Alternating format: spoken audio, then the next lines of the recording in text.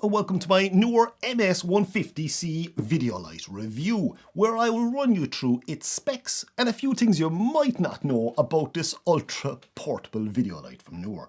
Including, did you know you can power it from a V-Mount battery? It's an RGB light and it can be controlled via the Neewer app, to name just a few of its perks. So come on, let's get into this Neewer MS150C video review and I'll talk you through it.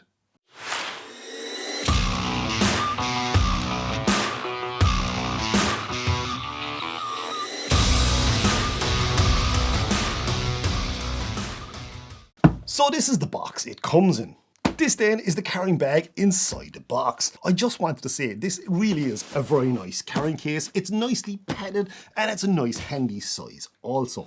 Now before we open the actual case itself, I just want to say, for transparency, Neewer did actually send me out the MS150C for this review, but I have not been paid for this review, nor have they had any input into this review. These are my own thoughts on the MS150C COB light and how I found it has worked for me over the last few weeks. The positive in all this is Neewer have also given me a 21% off discount code, HAZE21, I'm going to leave it up there, which you can use worldwide via the Neewer website to save yourself a nice bit of money off their products. Now, if that code changes or if there are any other special offers, I will post them in the description down below, including any accessories too as well I'm showing you in this video. So all those details and links are going to be down below in the description of this video. Getting back to what you get inside the case then, let's just quickly pop it open and I'll show you. So this is what comes inside in the case itself. It's really well packed and it's really well padded too as well. So here is the MS150C video light. You can see the protector is still on there now. I always put that on when I'm transporting it around the place. Here then is the Neewer mount to Bowens Mount adapter. So don't worry, this unit is fully compatible with any Bowens Mount light modifiers you may already have. The new Neewer mini Bowens mount, if you could call it that, is just a neater, more compact mount you have the option of using if you want to. But as I say, the adapter is coming with it. Then underneath where the actual mount adapter is, if I just pull this fella off, you can see here now, there is a reflector. So the reflector comes with it as standard. Just going to pop that open. And as you can see, it is a very small mount because that's the new Neewer mount. So that's the size of it, which means the units themselves can be far more compact. So it's more about saving space and saving weight for your gear. Then over here we have our power supply. So if I pull that fella out, that is the brick or the power supply itself, which powers the light. And on the other side here then, we have a power cable. And inside here then, we actually have the stand or the bracket for the MS150C. You can see it's actually still in the original plastic because I used the bracket that was for the Neewer Q4 for this one. I was testing it all along. And here then we have the light modifier cap or diffusion cap. We have a strain relief or a safety wire for the unit itself and a small bit of silica gel, and that's basically it. So this is the MS150C video light itself, and the first thing you'll notice about this light is it is really well made. It feels really solid and it's a very good quality construction. There's a lovely mesh top on the top. I'm going to talk about that on top and on bottom. That's obviously got to do with cooling. Going to talk a lot more about that later on. But just as regards construction, it really does feel as though it should be twice the price it actually is, in all fairness. Again, and that's something I'm noticing with a lot of Neewer products. They really are priced incredibly aggressively. And if I were asked, I would say Neewer really are one of the massively upcoming brands in video and photography lighting, because the value for money they're providing is completely unmatched by any other company from what I've seen recently. You can see the protective cap is still on here now, so if I just press the button here, I can release that. And here we have our COB light chip. And on the back then, we've got our back LCD display and our controls here too as well, and the power input too as well, of course. I'm going to talk more about that later on. So to pop on a modifier, really simple. Just grab your modifier, pop it in here, turn it, and that's it, you're done. Clicks into place really solidly. There's little to no wiggle in it. And the whole unit is really small. You can quite easily hold that with one hand for quite a long time. It's completely nuts how compact this unit is. and the fact that it's a 150 watt unit then too as well, of course. To take it off, just press down the button again, rotate it, and out it comes. So who is the Neewer MS150C video light for? Well, anyone that wants 150 watts of power in a super compact form factor with multiple powering options and remote operation via the Neewer app too as well, of course. With the other plus being it weighs only about 700 grams. Now that's an impressive feature list, and I'm guessing you can see why this light is proving to be so popular then. Now with 150 watts in such a small body, this will present a few problems. Firstly, heat dissipation, and secondly, how is it going to be powered? And that's why you have this brick here as such on your power cord, because that's needed to provide the juice or the power to the MS150C. Having this external power supply helps to cut down on the MS150C's physical weight if you are hand holding it or using it on a long boom arm where the light has to be extended out a good distance. The lower weight of this unit is really going to help you here. Because of the fact that there's quite a long lead on this too as well, this doesn't need to be hanging off the boom arm itself. The other advantage of not having the power supply inside the unit itself is heat dissipation. And with video lights, that's a big enough issue. That's where this large mesh upper body and undercarriage comes in very handy, as it allows heat to rapidly escape out from the body and keep the MS150C cool. This then helps to reduce the need for stronger cooling fans, which create noise and cause all sorts of audio issues for video shoots.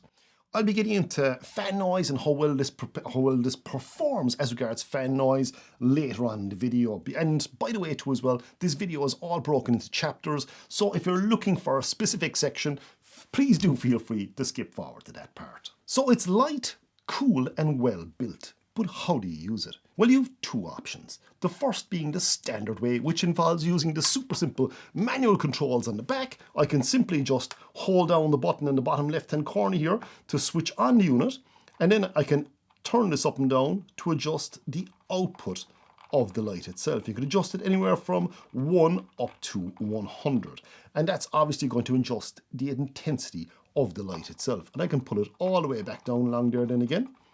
If I turn this control, I can actually adjust the color temperature there then too as well. So I can adjust the color temperature of the lighting itself.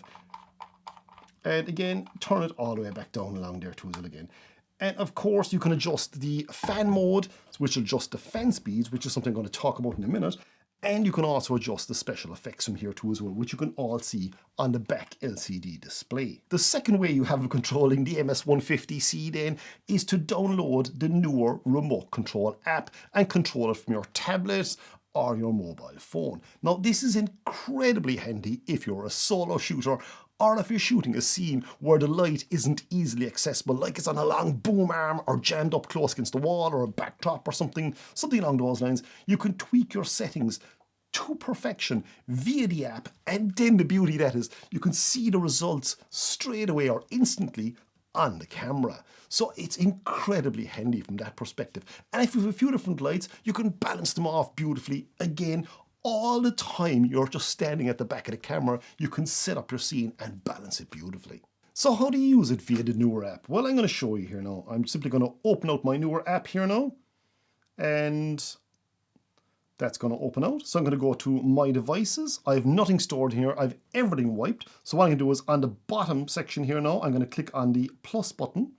It's now looking for devices, and it should find this light there now in a couple of seconds. So there, it's after showing up there now. So I just click on that and I click on OK. It's adding device, one device added, and OK. And there we have it. I have my device in here now. So I can actually set the brightness level to whatever I want. Bring the brightness level up or down. I can adjust the color temperature. Bring the brightness level up to 100% there now, and bring the color temperature down. So I can vary everything I want here now. And over along here then we have HSI, so I can actually select specific colors, whatever color I want, and adjust the brightness to as well. As this is a full RGB light, that works beautifully. So bring it back towards the center for brightness. We have our RGB here too as well we can adjust. We can go to color pickers. we have our FX here then. So we can select from any of our FX, from lightning, so we can go to party. So it's going to act like a bit like a disco light in the background to a certain extent. We have our fireworks here then. There you go. And we have TV screen, so it's kind of emulate a TV screen kind of flicking away in the background. And we're going to go here then to intermittent loop. There she goes. Getting brighter, darker, brighter, and then off. CCT loop. Yeah, and we have hue loop. We have candlelight, so it's going to kind of half emulate the flickering of candlelight. I'll turn on the brightness a small bit, and if I put my hand there, it's probably still too bright. But you could change the color, temperature, and everything else then too as well in the background. We have our cop car, which again, if I turn down the brightness of that, and if you wanted a very subtle effect, you could have this off somewhere like that there now, and in the background it kind of gives the impression there now that there is something happening off in the distance. Or I can turn up the brightness a small bit more, so I can now get it to emulate like I'm at a crime scene or something along those lines. Again, would you use it? That's your own personal choice. There probably are specific times when you would use it and times you obviously wouldn't. U-pulse is just going to alternate in colors and whatnot. Yeah, that's it. CCT pulse. Yeah, there's a massive amount of FX. Welding then, obviously enough, it's going to simulate the effects of welding in the background. So again, if you look at the background there now, if I bring the brightness levels down, try about 26% there now, that should probably be close enough. I can't really see it here now at the moment, I'm just looking at it. That'll be kind of give you the effect that someone is welding off to the side over along there. An explosion then, so that's going to emulate the fact that there's a massive explosion off to the side. Again, if I bring the brightness level up, it'll give you a bit more of a dramatic effect. So that's our explosion going off to the side there now as such. Defective bulb, this is our faulty bulb kind of flickering the odd time. Give it a second, it's going to start there now, is it? Yeah, there she goes. And paparazzi, then I'm out in a photo shoot, there's a fashion shoot going on behind me, or the paparazzi around or whatever else. So again, you have all these effects and they're things you can play around with. Now they may not be for everyone, but it doesn't cost you anything, it's coming free with it. And lightning then again, this is something I've used at the very odd time too as well. And just watching that there now, so that is lightning flashing off in the background. How good that's going to look in the background, have I it too bright or have I it too dark? I genuinely don't know, but it gives a lightning effect. We'll go back along then again to party. And again, the fact you can control everything here from the actual app itself, and you can set up scenes. So if you have multiple lights, you can kind of balance them all out along. It's like even crazily, when I'm shooting my YouTube videos here now, I have 1, 2, 3, 4, 5, 6, 7. I'm using 7 lights to light the scene normally. So if I just switch that off along there now. So as of right now, I'm actually using 7 lights. And I can balance that out very easily then via the app, because if I decide to change the aperture on my camera or something, and I can say, look, I just want to boost my lights a small bit there now again, because there's less light getting in and hitting the sensor. If I want to leave my ISO at a specific level, I can do all that from the actual app itself. So that's really cool and it's really handy. Now, before I go any further, I should talk about the power delivery again. And of course, you can use the supplied power supply, or you can also use the MS150C via battery power. The two options being available here are either using it through a V-Mount battery and its D-Tap connection with the Neewer NC010 D-Tap to DC cable, or via the 2 NP-F batteries with the Neewer PS010E adapter plate. A point to note here is that because of the lower output voltage of the batteries, the maximum output power of the MS150C then will drop, understandably enough. Via mains, the maximum power output you get is 135 watts, whereas on battery power at 16.8 volts, you get just over 93 watts, which is very good considering its small form factor and V-Mount battery compatibility too as well, of course. Now, this makes this light incredibly handy for not only studio shoots, but also those on-location remote shoots. And with the wireless remote control thrown in, it's great for on-the-go talking head sections. Now, the added bonus of wireless control is being able to add and save lighting scenes, and that is huge. Now, considering the price of the MS150C, then this light is an absolute winner.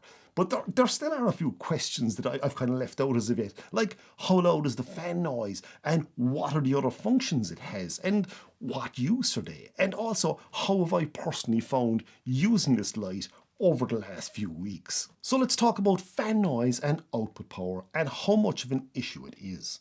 Now, while I'm talking to you, what I'm going to do is I'm actually going to switch on the light itself. So to switch on the light, I just press and hold down the on-off button here. So if I just hold that down, the light comes on. Now you can see straight away it's an 11%. So what I'm going to do is I'm going to whack that up to 100 there now. And I'm just going to let it sitting here.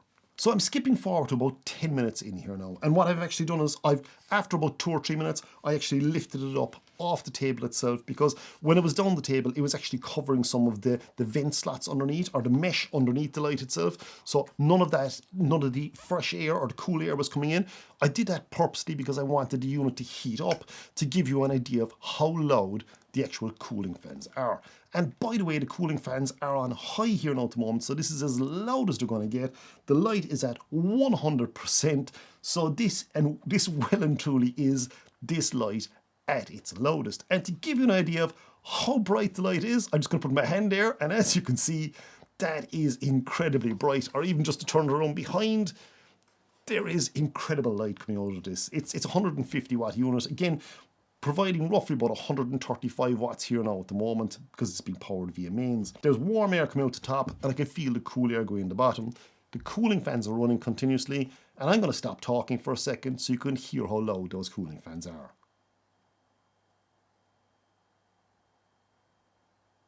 So that's 100% on high. Now, to give you an idea, my microphone is literally just up here, so that'll tell you how close the mic is, and it's pointing more or less directly to as well at the actual video light itself. So what I'm going to do now is I'm going to change the fan mode. If I just press the button there to change fan mode, and I'm just going to move over to low. And when I move over to low, you will notice the light intensity drops slightly.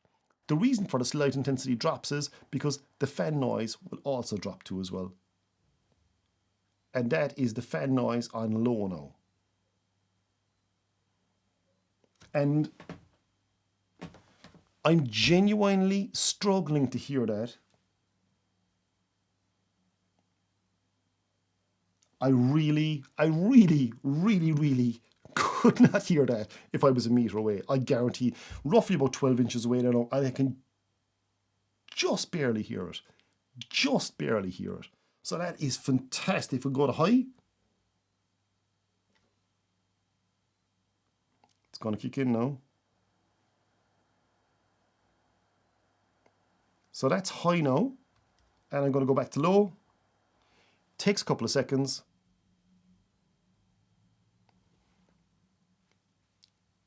That was actually a car driving down the road past me, which I can just about hear. That's going to tell you how quiet this fan is. Now, the one other thing I didn't mention as of yet is, and you probably know it, but with any RGB video light, you will find the output power varies depending on the color temperature you're using. And on the Neewer MS150C, the peak output power is achieved at about 4400 Kelvin, which reaches about 135 watts total output. And it falls off to 100 watts then when it heads towards either 2700 or 6500 Kelvin. As you can see, the max output power varies slightly depending on the color temperature, but there is also another variable that affects output power, and that is the fan mode. You have 3 fan mode options in the MS150C. You have the intelligent, you have high speed, and you have low speed. Now, as the names more or less imply, if you pick high speed, the fan noise is going to be louder, as that's designed to keep the unit as cool as possible, but it's also going to give you more power. So it's going to give you more light. Now, if you pick low speed, then this will limit the output power, but it will keep the fan noise to an absolute minimum. As you heard there earlier on, it is barely audible even sitting very close to it. Intelligent then will give you the best of both worlds and keep the fan noise running at low speeds when it's not needed, and then kicks into high speed mode when the output power increases or the internal temperature in the MS150C requires a bit more cooling. Now, intelligent mode would normally be the mode most people go for, and in all honesty, this would be kind of the industry standard or the norm in most cooling applications in any electronics. But sometimes you do really want as little noise as possible in your scene, so low speed could be absolutely perfect for you then, because it's not going to suddenly kick up and create a bit of noise and your sound engineers look at you kind of going, what the hell is going on here? Why did the audio level from the fan rise so dramatically? At least on low speed, you know it's going to limit your output slightly, but you're not going to have any audio noise coming out of the fan itself, unless you have a mic right next to it, which I wouldn't recommend. The MS150C then is CRI 97 Plus and TLCI 98 Plus, and it also has 17 special effects built into it too as well. After using this light now for a good few weeks, I have to say I'm incredibly happy with it. And for the price, this is criminally good. This light punches well above its weight, and it well and truly is my default portable video light now, because I absolutely love the weight and the size savings it gives you. I'm just going to pop on the light stand bracket here now, and let's say if I pop that on and screw it in place. And the reason I'm doing this is because I want to show, I'm actually turning it the wrong way. The reason I'm doing this, I want to show you how I normally use this with my V-Mount battery. So what I do is I pop this in, and give me 1 second, slide this in place, and I have a bracket there. And so after fitting the light stand bracket here now, I actually have my V-Mount battery and my V-Mount battery plate and everything on here. And this is how I use this light now when I'm working with a V-Mount battery, especially if I'm going to use it handheld. You can use it like this. Otherwise, what I can do is I can actually mount this mounting plate onto a light stand, which is directly alongside it. And I go from D-Tap then up to the light itself. And that's it, it works away beautifully. It'll give me about 93 watts on full power output working off V-Mount battery. And the beauty of it being is when the V-Mount battery goes dead, I can simply slide this off, pop on a new one, and away I go straight away, ready to rock and roll. No issues, no problems, very easy to use, and it just works beautifully. So yeah, I'm really loving this combination. And it is so light. Like, that is a 150 watt light and battery, and I can just carry it around the place like that, and there's no issue, no problem. So it gives you complete freedom of movement, and you can shoot out and about with no issues, no problem, in a very light form factor, which makes it absolutely fantastic.